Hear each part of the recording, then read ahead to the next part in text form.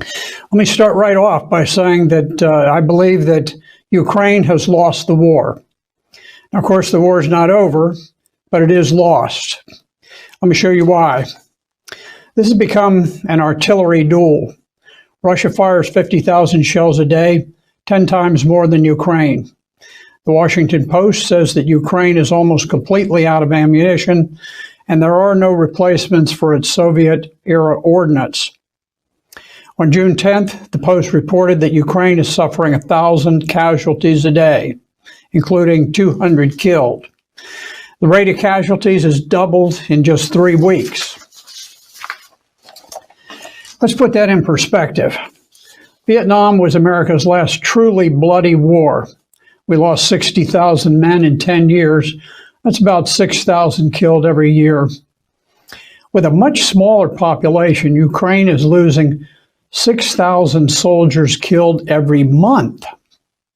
This is a casualty rate 12 times higher than we suffered in Vietnam. But you have to then look at the populations of both countries. Before the war broke out, Ukraine had 43 million people, but with refugees, it's down to just 38 million today. The U.S. population during Vietnam numbered about 200 million. So our population was roughly 5 times larger than Ukraine's. This, on a per capita basis, this means that their casualty rate is roughly 60 times greater than the U.S. suffered during the very bloody war in Vietnam. Ukrainians have fought with courage, but no nation can sustain such casualty rates for long. Ukraine is finished. On June the 12th, yesterday, NATO Secretary General Jens Stoltenberg all but admitted that Ukraine would soon be forced to sue for peace. He said, "The only question is what price are you willing to pay for peace? How much territory, how much independence, how much sovereignty are you willing to sacrifice for peace?" Stoltenberg's remarks suggests that NATO recognizes that the war is lost. It's now become an unpleasant distraction that simply needs to be wrapped up as far as NATO is concerned. The sanctions war has failed. The entire financial might of the Western world was unleashed against Russia. The Biden administration swore that the Russian ruble would be crushed into dust. They boasted of destroying the Russian economy and inspiring a revolution. They would create such hardships that Russia would revolt and overthrow their president. But today, the ruble is stronger than before the war. This year, it has been the strongest of all currencies. Russian inflation peaked around 15% and is expected to subside. But as their inflation tops out, Europe's and America's has just begun skyrocketing dangerously. Even this morning, the price of Bitcoin dropped 5,000 points in just overnight. The stock market is becoming extremely erratic and rocky. Biden's attempt to strangle Russian trade has failed. Far from blocking their trade with other nations, The Economist reports that Russia is generating a record trade surplus with $1 billion a day flowing in from oil and gas. Russia's $250 billion trade surplus more than doubled its surplus in the year before the war. Despite sanctions, Russia has forged stronger ties with China, India, South Africa, Iran, Brazil, Saudi Arabia, all of which continue trading at enhanced levels with Russia. Important countries in the global south are refusing to obey Washington's order to impose sanctions. Independent countries fear the U.S., but they resent being told who they may and may not trade with.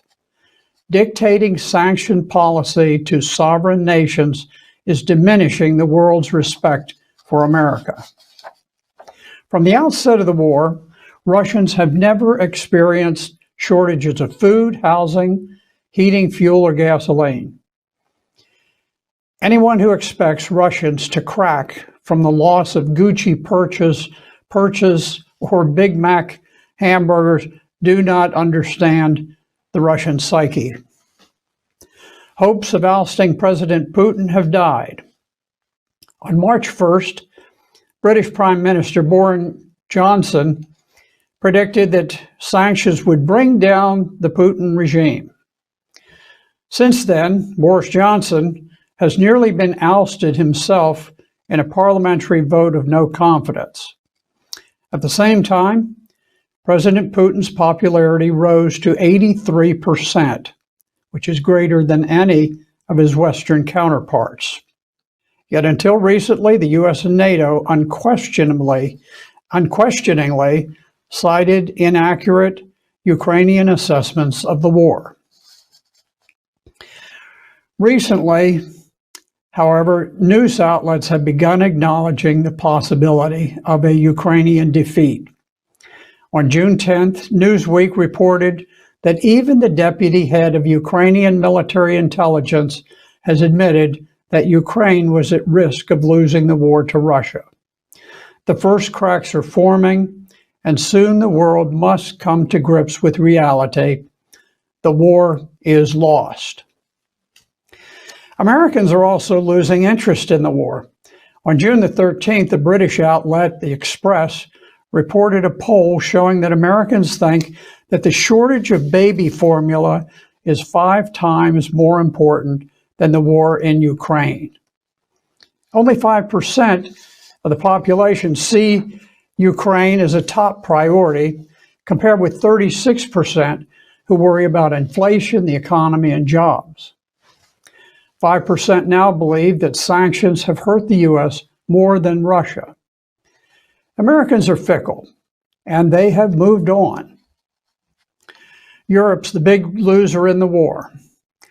U.S. sanctions blocked Europe from using reliable, low-cost Russian gas and oil.